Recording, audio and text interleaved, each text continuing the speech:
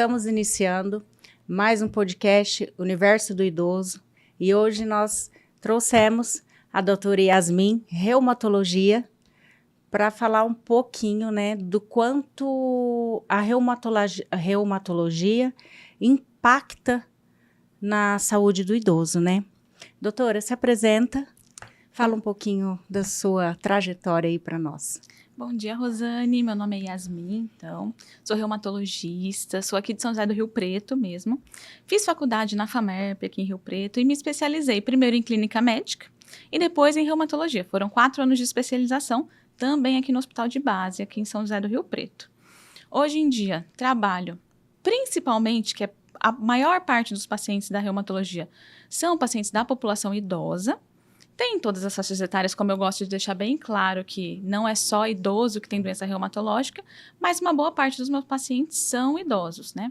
Trabalho aqui na cidade de São José do Rio Preto, no consultório, trabalho também na parte do SUS, ali no ambulatório da Prefeitura, do Centro Médico de Especialidades, ali que fica no Plaza Avenida Shopping. Sim. Então, acho que, obrigada pelo convite, a gente vai bater um papo bem legal hoje.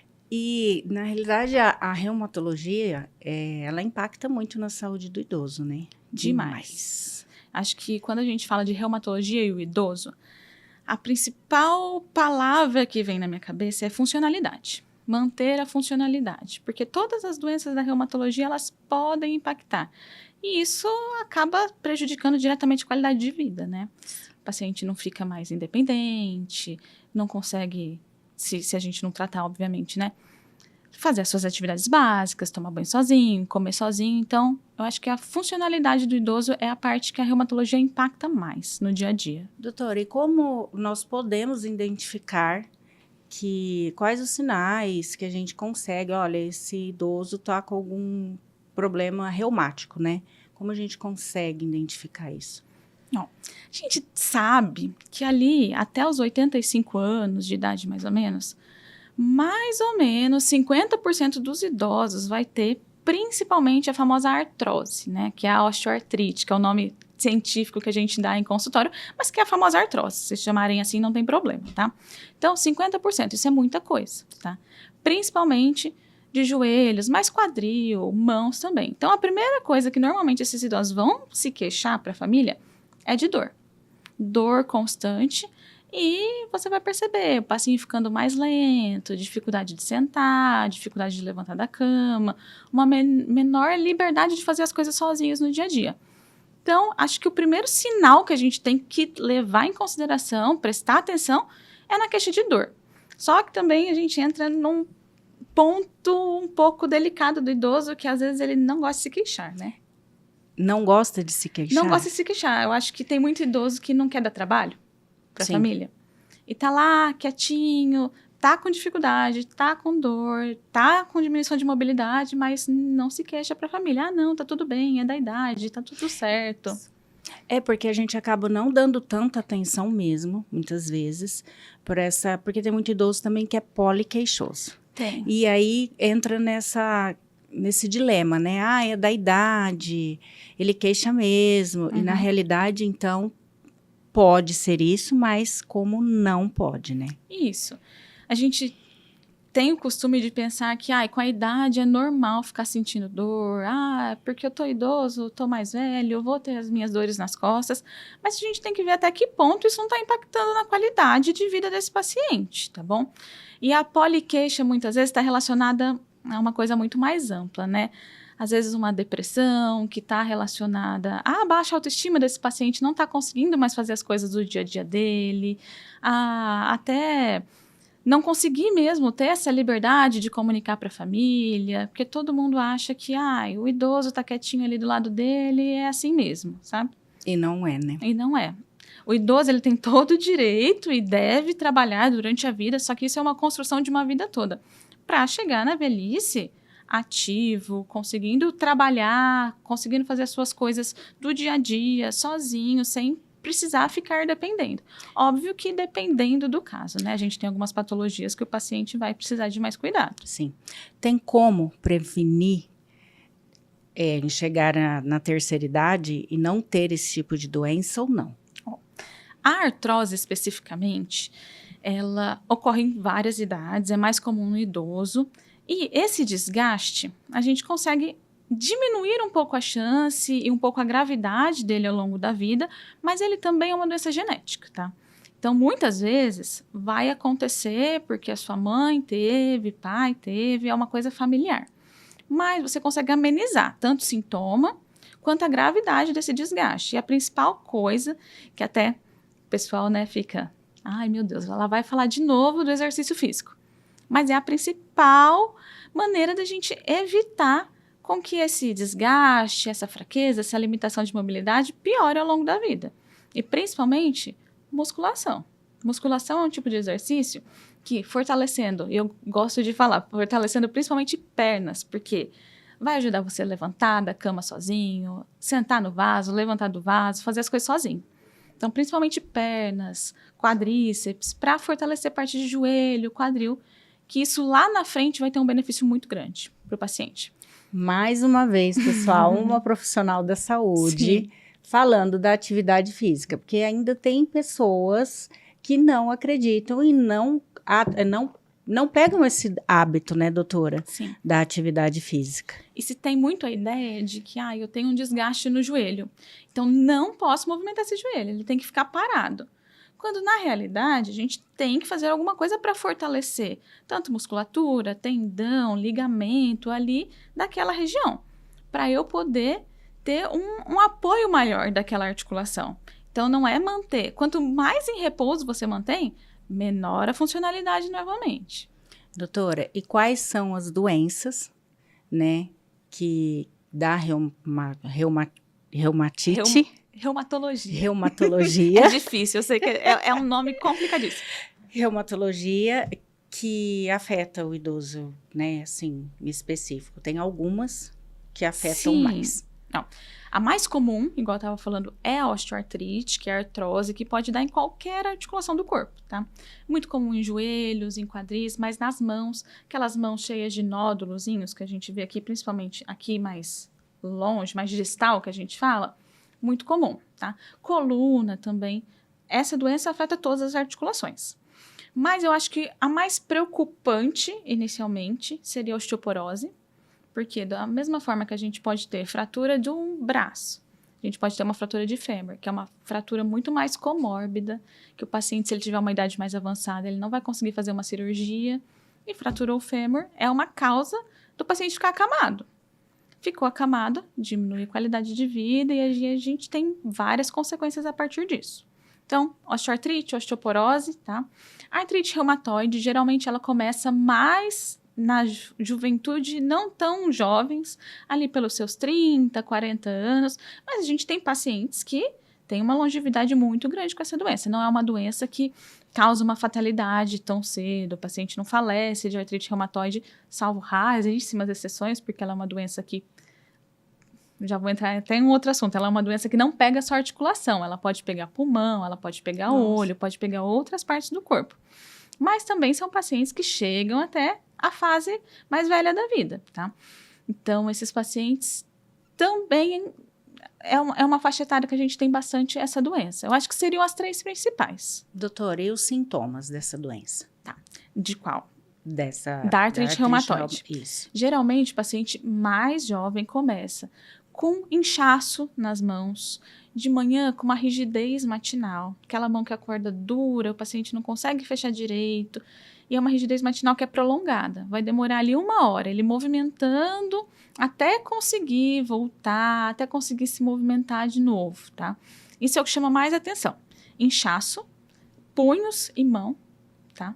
E essa rigidez matinal prolongada. Porque uma artrose, um desgaste, até pode deixar a gente mais rígido de manhã, mas é uma rigidez mais rapidinha. 10 minutinhos se movimentando, já começa a melhorar.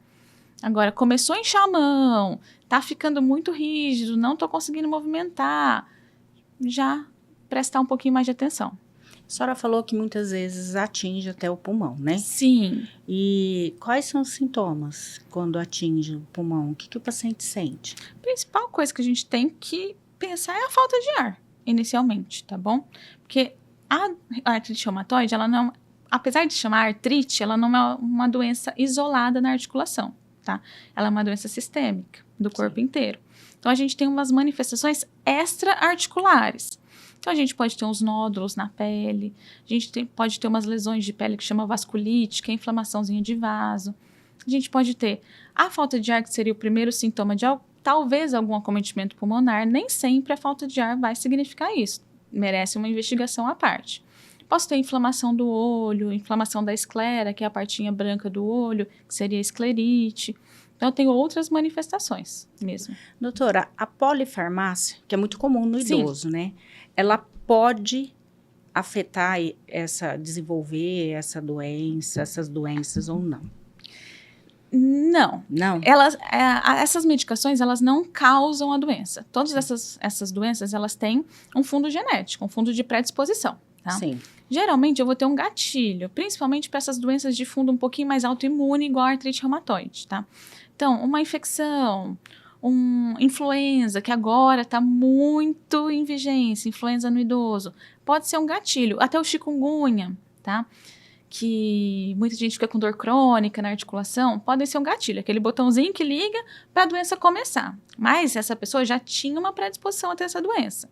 Não é que essa infecção causou a doença, tá? Entendi. Agora, de medicação em si, que causa essas doenças, não. Sim. Pode ser que quando o paciente tem muito polimedicado, a gente tem muita interação medicamentosa com os tratamentos dessas doenças. Aí sim a gente pode ter um efeito maléfico dessa polifarmácia, nesse caso, tá? E é muito interessante, porque eu vejo que alguns profissionais, eles esquecem dessa interação medicamentosa. Sim, inclusive, porque por exemplo, os idosos que eu recebo, muitas vezes eles estão acompanhando com o reumatologista, com o neurologista, com o geriatra, com um endócrino, com um cardiologista, e cada um mexe na sua parte. O geriatra, ele engloba tudo, né? Isso. Mas cada um mexe na sua parte. E às vezes esquece de olhar, o que o colega prescreveu? Será que eu posso passar essa medicação juntamente? O paciente tem algum problema no rim. Será que essa medicação para dor vai prejudicar essa parte? Então, aí vem o papel do geriatra de juntar tudo isso, né? Mas eu acho que é papel de todo profissional que está acompanhando aquele idoso de avaliar essa polifarmácia e levar isso em consideração na hora de prescrever algum outro remédio para uma outra queixa dele.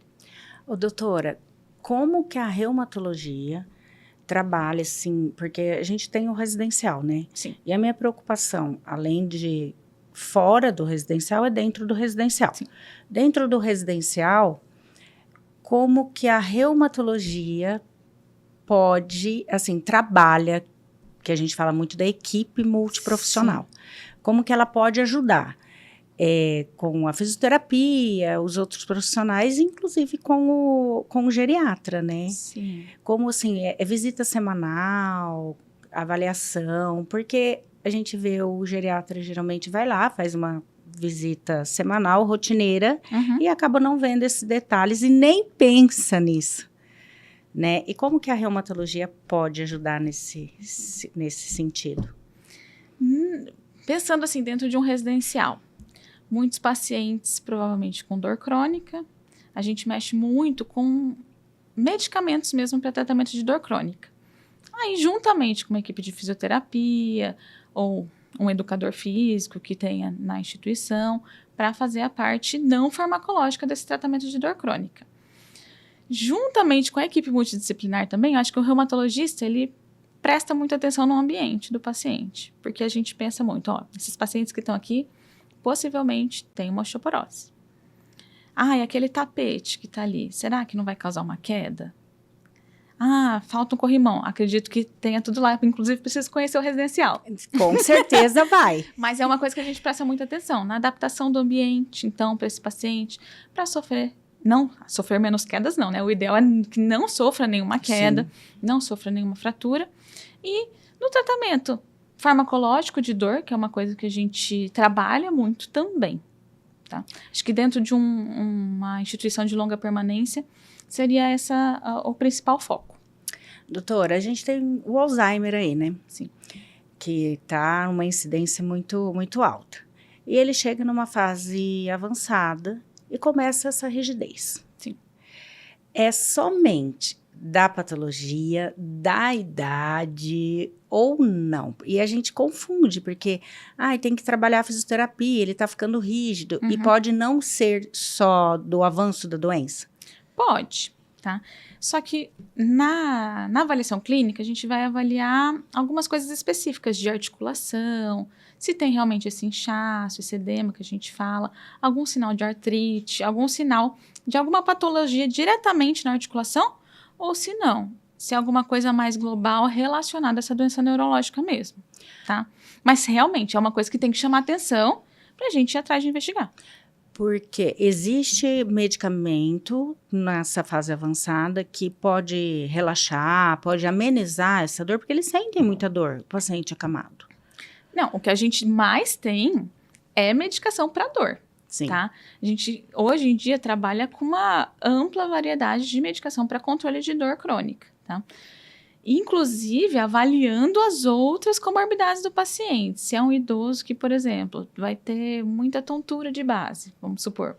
Tem medicação que eu não vou poder dar para ele, que ele vai ficar muito sonolento, vai ter maior risco de queda.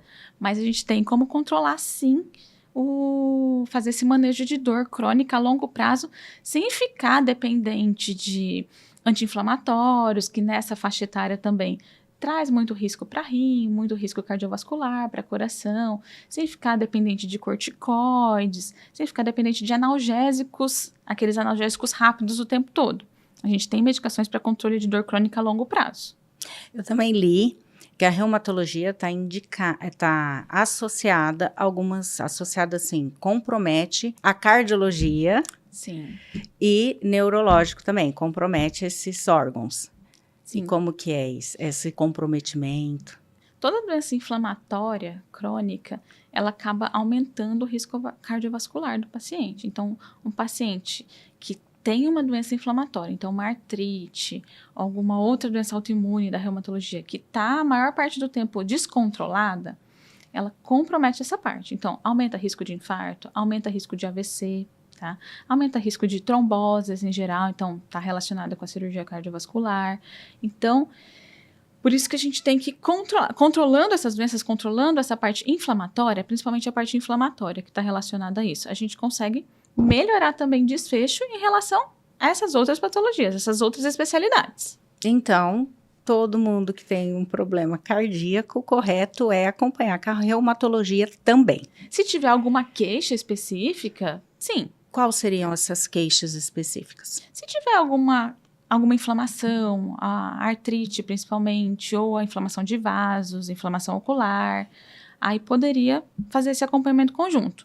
É que nem sempre o paciente que teve um infarto, esse infarto tem alguma causa reumatológica por trás. Existem outras doenças da reumatologia sem ser essas que a gente está abordando, doenças autoimunes, como lúpus, síndrome do anticorpo antifosfolípide, que são doenças um pouquinho mais, de pacientes um pouco mais jovens, que estão relacionadas a eventos cardiovasculares mais graves, que seria infarto, AVC, quando eu falo assim, mas relacionado à doença em si, à fisiopatologia, ao mecanismo da doença, não ao quadro inflamatório. Também, mas não só, tá? Mas da inflamação no geral. Se esse paciente acompanha por uma artrite reumatoide, certamente ele tem que ficar mais atento ao colesterol, a pressão dele, diabetes, porque tudo isso junto aumenta os riscos para o coração. Doutora, vamos falar um pouquinho do famoso bico de papagaio, que é muito comum no idoso, né? Sim, o bico de papagaio é o nome popular da artrose de coluna, tá? Mas o que é o bico de papagaio exatamente? A gente tem os ossinhos da coluna, as vértebras, né? E ali, conforme vai acontecendo o desgaste, o nosso corpo tenta reparar esse desgaste, mas de uma forma não muito efetiva, para bem simplificadamente entender, tá bom? O bico de papagaio é uma pontinha de osso que se forma ali nessa tentativa de reparar aquele lugar que foi desgastado, tá? Então forma, se a gente pega um raio-x, a gente consegue ver umas pontinhas, mesmo que alguém algum dia enxergou um bico de papagaio e colocou esse nome, tá bom? Nada mais é que a artrose da coluna mesmo, tá bom? Sim. Geralmente de causa mecânica. Nem sempre, se você fizer um raio-x e ver um bico de papagaio, nem sempre essa pessoa vai estar tendo dor, tá? Ela nem sempre vai te queixar de alguma coisa. Muitas vezes, e na maioria das vezes, é até assintomático.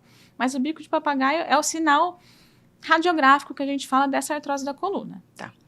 E quando pessoa idosa queixa muito de dor, a gente tem costume de, dá dipirona, dá Ultramal. Eu recebo muitos hóspedes fazendo uso contínuo, né, de Tramal, dipirona, e esse seria um dos tratamentos correto ou não? Não. Quais os tipos de tratamento que nós temos para essas patologias? A dipirona é uma medicação segura, tá? Ela pode ser usada como resgate, tranquilamente, sem nenhuma preocupação extra, assim. Sem, problema de rim, problema de coração. Hoje em dia, ela é uma medicação muito bem estabelecida, muito segura e muito efetiva nos casos de artrose, tá bom? Nos casos de dor crônica também. Tramadol já é um opioide. A gente já tem maior risco de dependência, de até piora de confusão mental em paciente muito idoso. Não é uma medicação que seria ideal, tá? A gente tem várias outras classes. A gente tem uns tipos de antidepressivos, a gente tem medicações que atuam tanto na parte de... como um antidepressivo, quanto na parte de dor, tem ação dupla também. Tem alguns tipos de medicações que são anticonvulsivantes, foram criados lá atrás como anticonvulsivantes, mas hoje em dia a gente usa mais para a parte de dor. E quem tem as crises convulsivas em si, nem usa essas medicações, porque já surgiram novos estudos de que elas atuam mais nesses mecanismos de dor também, tá bom? Para ajuste, para controle de dor crônica também, a gente tem as terapias não farmacológicas, acupuntura, é muito interessante, tá? O exercício físico, ele atua como também um analgésico natural. É óbvio que o paciente não faz atividade. Aí ele vai lá e começa uma academia, começa um pilates. Aí ele desiste porque tá com dor. Primeira, segunda, terceira semana, ele vai ter dor. O corpo dele tá parado. Nosso corpo, ele gosta de ficar parado. A gente começa a dar um susto nele, ele vai sofrer, tá? Mas ali, a partir da terceira semana, a gente começa a ter um efeito contrário. A gente começa a ter um efeito benéfico disso. E eu tenho muito paciente que para de tomar medicação porque entrou numa rotina de exercício físico e teve uma melhora muito grande das dores. Sim. Doutora, e hoje tem estudos científicos relacionados à reumatologia? Tem, a gente sabe que tem, né? O idoso com a reumatologia, quais os estudos científicos que hoje já tem? Assim, medicação específica para idoso, não conheço nenhum estudo, tá?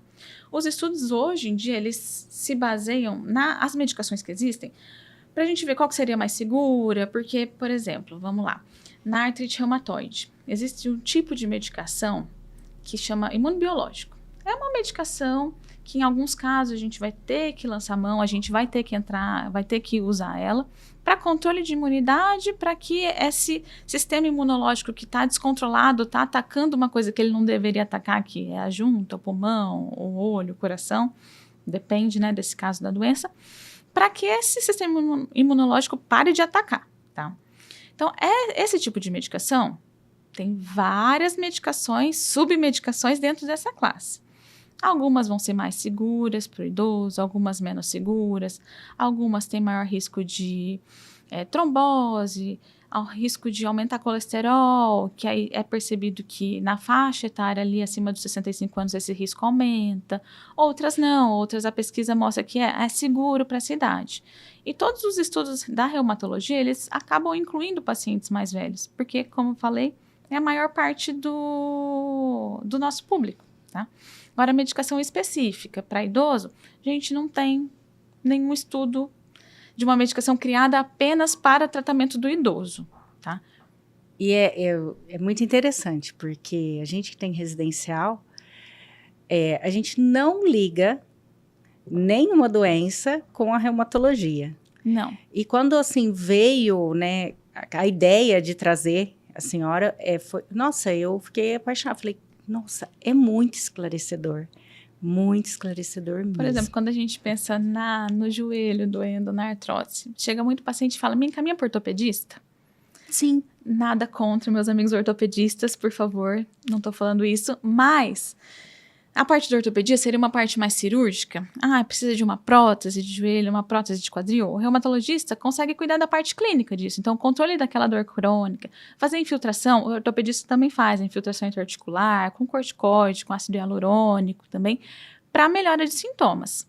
Não conseguir, o paciente está tendo muita limitação, não consegue fazer as atividades do dia a dia, está com muita dor, aí entra o trabalho em conjunto com o ortopedista, para ver, tem indicação de fazer uma prótese, tem condições de fazer uma cirurgia, que isso também a gente leva em consideração na parte do idoso também, tá? Então, muitas vezes, a gente não lembra do reumatologista. Inclusive... A maioria das vezes, doutora. Porque não é uma especialidade que é tão comum, apesar de Rio Preto ter bastante profissional da área, mas em comparação a outras especialidades ainda tem pouco, tá? E, no geral, ninguém sabe muito o que o reumatologista faz. Um dos motivos foi trazer a senhora por causa disso. Não sabe o que ele faz, o que ele pode ajudar no impacto dessa longevidade, da velhice, né? A gente não sabe. Aproveitando, então, reumatologista, vamos aproveitar. Vamos educar a população para todo mundo entender o que a gente faz. O reumatologista, ele cuida de doenças no geral, tá? Que vão pegar articulação, vão pegar osso, ligamento. Isso é uma parte da reumatologia, tá? Então, a artrose, o bico de papagaio, tendinite, bursite, o reumatologista vê tudo isso. Parte óssea especificamente, a gente tem doenças do osso, a osteoporose mais famosa, mas a gente tem várias outras.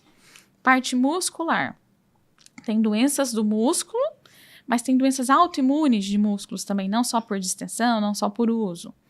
E a gente tem a parte das doenças autoimunes, que são lúpus, miosites, que seriam doenças que causam inflamação de músculo, também são da parte da reumatologia.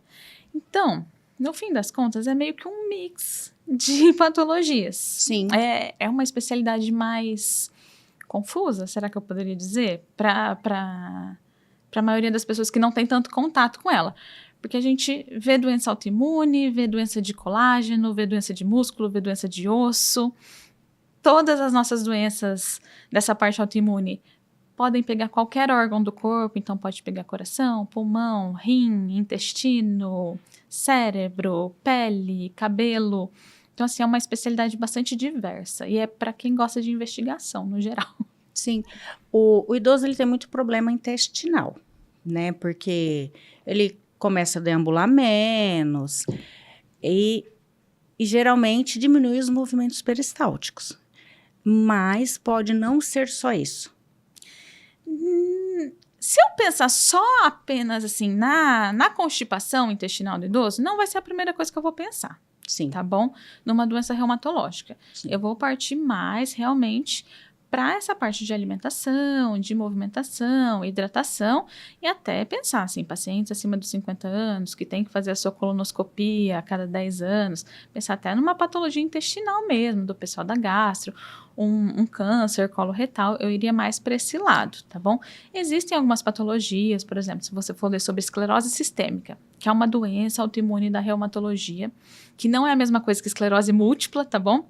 Esclerose múltipla é uma doença da neurologia, esclerose sistêmica é uma doença da reumatologia, que a coisa mais clássica que você vai encontrar se for procurar é um espessamento de pele, mas pode causar, além desse espessamento de pele, afinamento de lábios, afinamento de nariz, pode acometer pulmão, ela diminui a motilidade no geral, então aí nesse caso a gente se preocuparia um pouquinho mais com a parte intestinal, dá mais constipação. Mas no idoso que pura e simplesmente está apresentando constipação, não pensaria tanto em uma causa puramente reumatológica, não.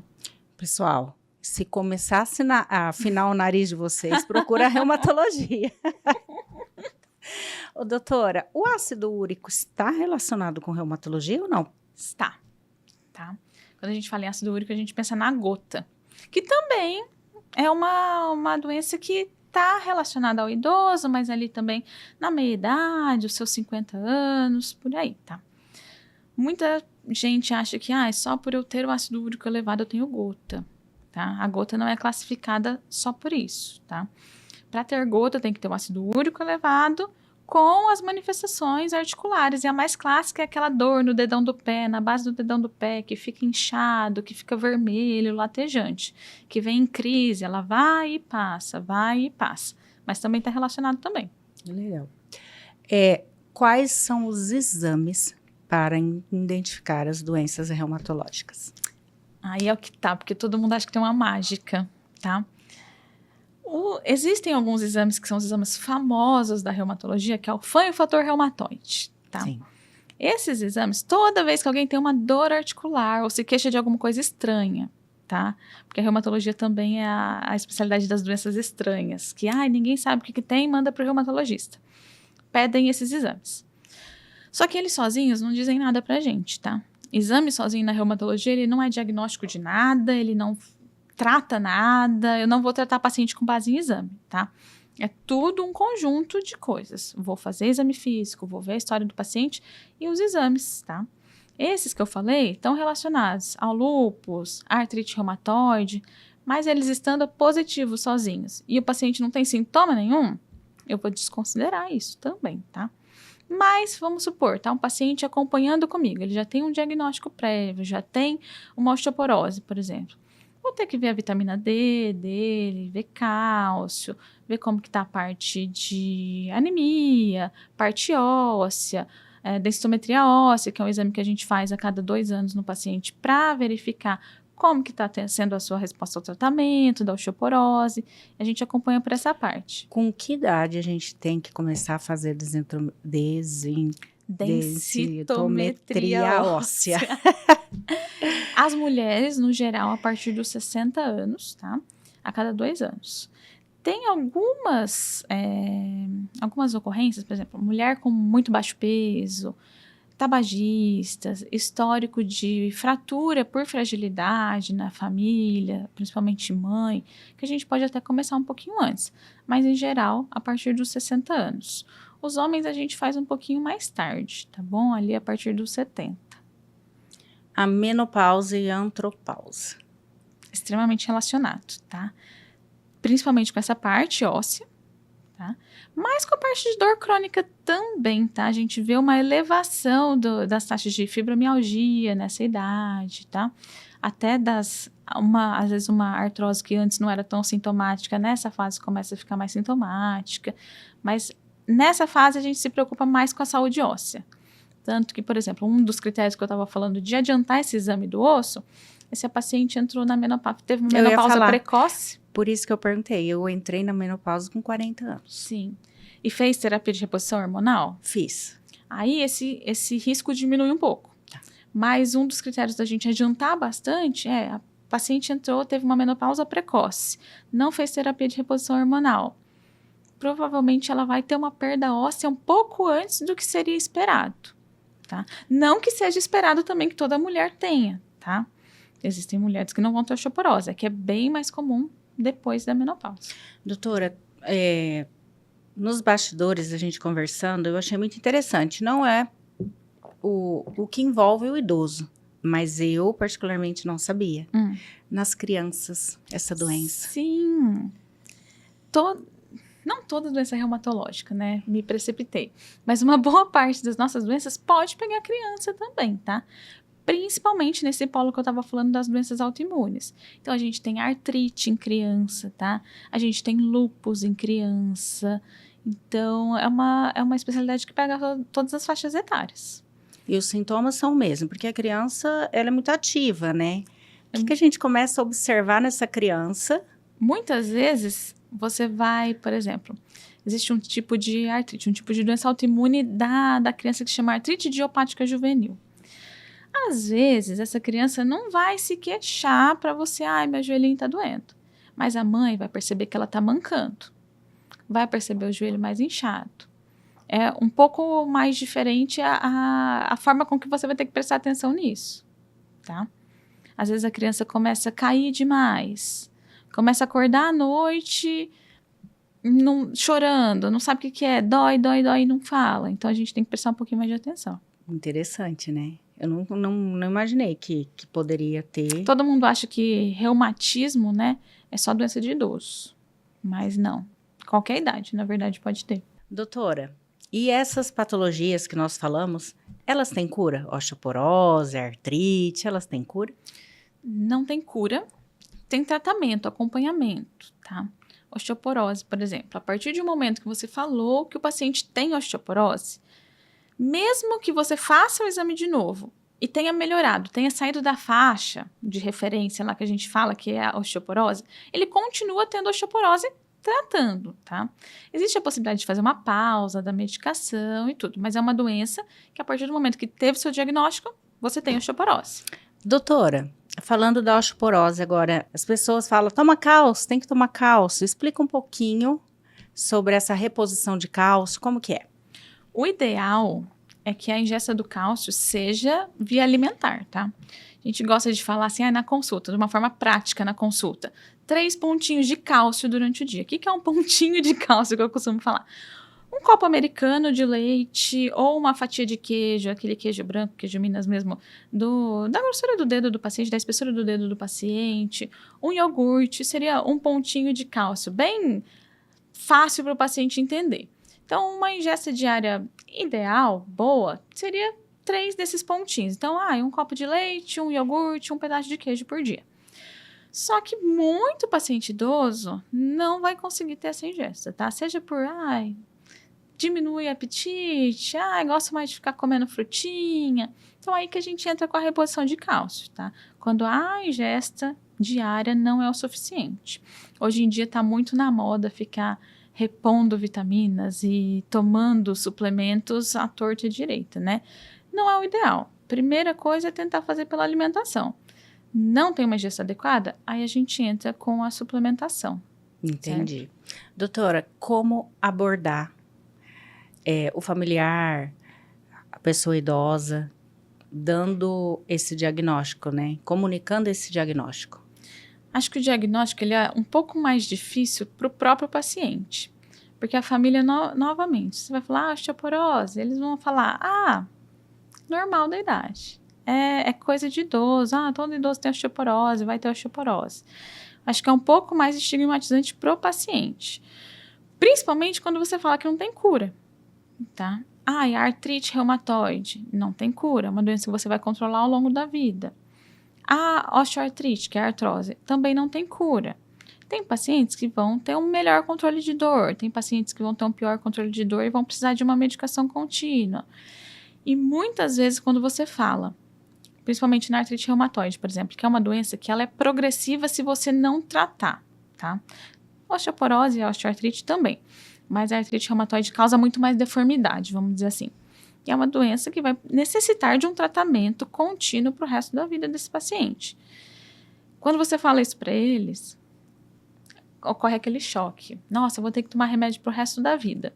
Aí minha resposta normalmente é, ainda bem que tem o remédio. Imagina se não tivesse e a gente não pudesse tratar. Ia ser pior. É a maior preocupação mesmo. De, vou ter que tomar esse remédio pro resto da vida. Quando, na verdade, a maior preocupação é, olha, se esse remédio não der certo, tem outro? Tem como melhorar minha dor? Tem como melhorar meu dia a dia? Não se preocupar. É uma doença crônica, mas, por exemplo, pressão alta também é. Diabetes também é. Vão necessitar de cuidados para o resto da vida. As doenças da reumatologia também. Doutora, então, na realidade, o tratamento ele é para amenizar os sintomas. Depende da doença também, tá? Se a gente estiver falando das doenças autoimunes, a gente quer deixar elas dormindo, em remissão. A gente fala para o paciente, a doença está dormindo, a doença está quietinha no lugar dela. A gente não quer que ela evolua e cause dano em outros órgãos. Sim. A osteoporose, a gente quer pausar essa perda óssea também. Agora, na questão de fibromialgia, na questão de osteoartrite, o tratamento é mais sintomático. O desgaste da artrose, eu não consigo pausar ele ao longo do tempo, tá? Ele vai acontecer.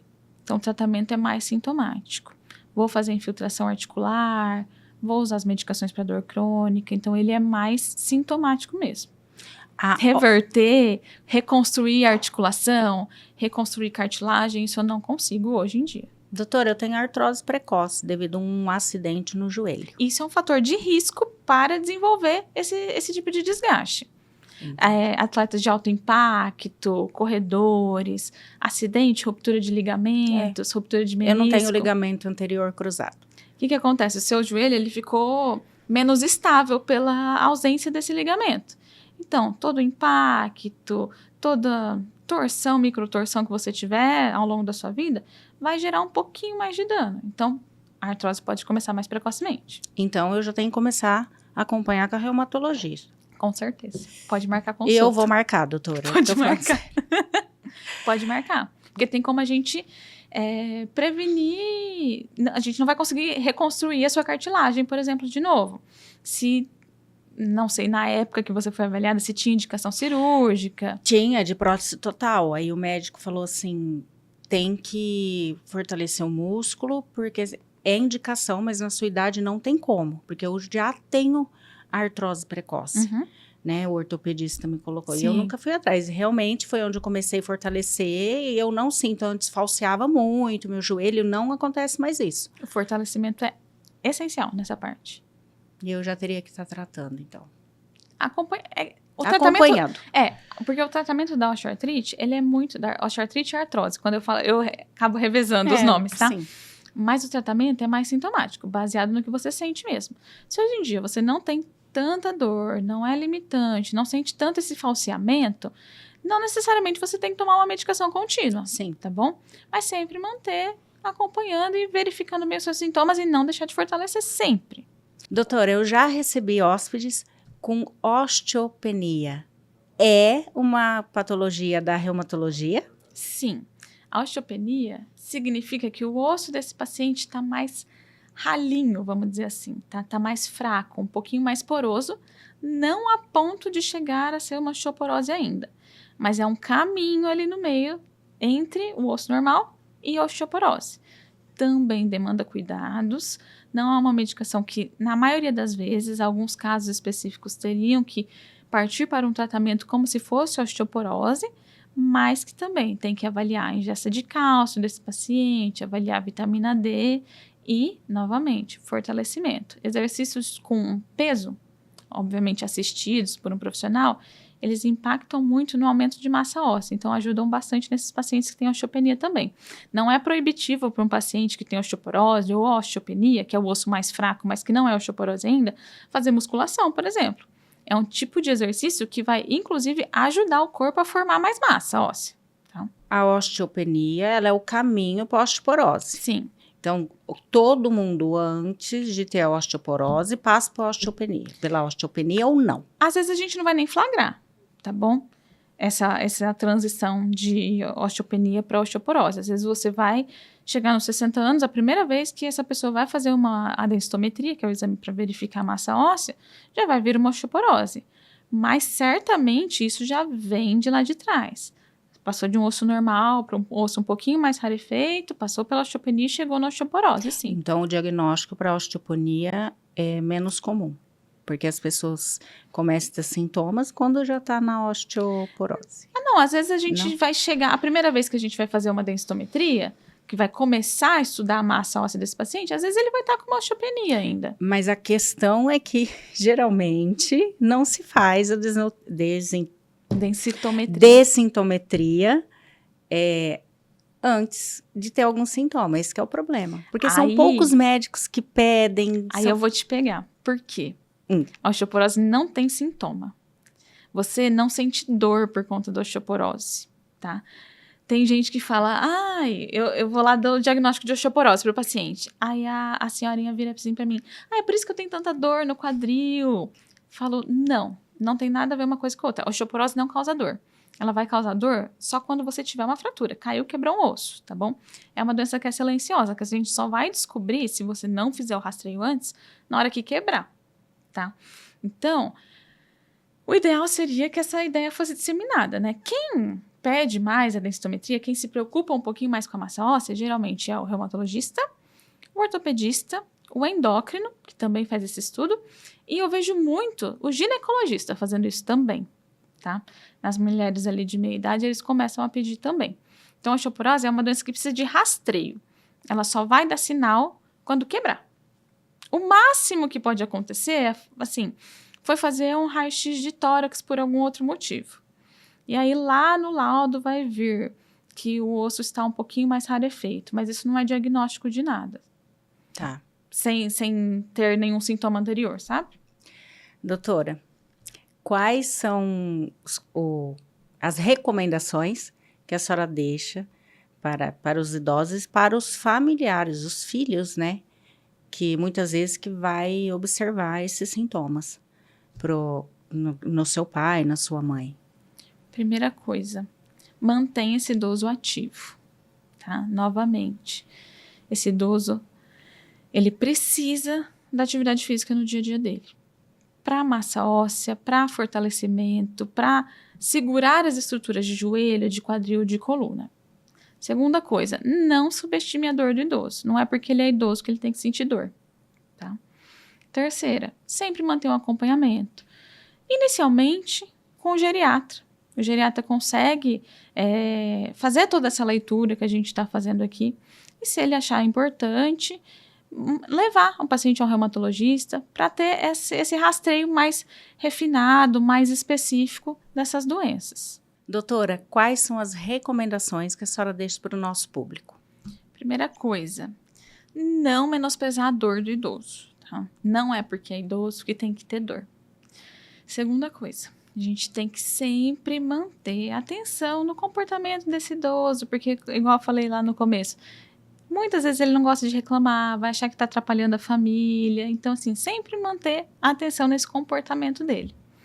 Terceiro, e eu acho que mais importante, sempre manter esse idoso ativo. Seja, tem um desgaste muito importante, não consegue fazer um exercício muito extenuante, vai fazer uma caminhada. Esse idoso, ele precisa ficar ativo, tá? Para a saúde corpórea, saúde óssea, saúde articular dele no geral, e também, tão importante, ou até mais importante, saúde mental desse paciente, tá? Manter ele ativo, manter ele funcional durante o dia a dia dele. Doutora, eu agradeço muito a participação. É um assunto muito importante para a qualidade de vida do idoso, né? E realmente foi um assunto muito esclarecedor. Muito obrigada mesmo. Eu que agradeço a oportunidade de falar um pouquinho mais do meu trabalho, principalmente nessa parte que é mais voltada para o público idoso mesmo, tá bom? Muito obrigada. Pessoal, muito obrigado e eu espero vocês no próximo episódio.